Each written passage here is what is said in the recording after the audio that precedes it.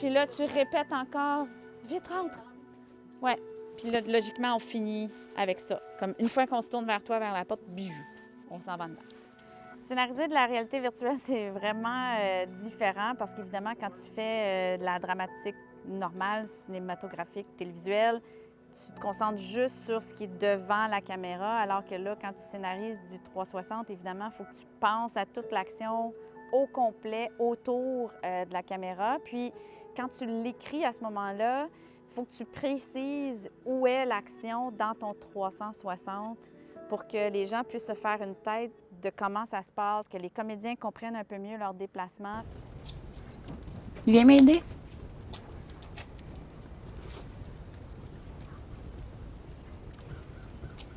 Vas-y. Viens.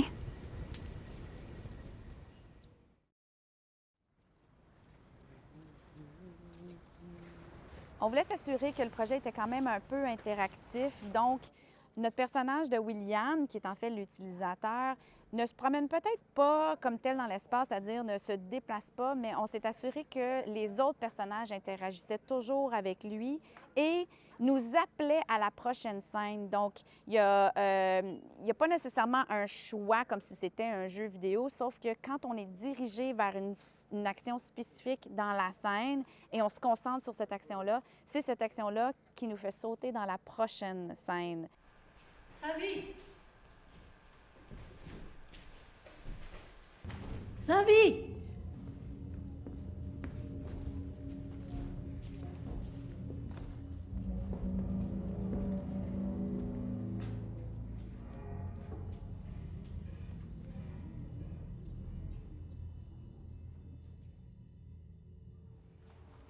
En 360, ça devient un peu, c'est vraiment de la mise en scène autour, c'est comme une pièce de théâtre, puis c'est un long plan séquence, puis c'est de la mise en scène autour de la caméra, autour du sujet, la personne qui devient en immersion dans ce lieu-là.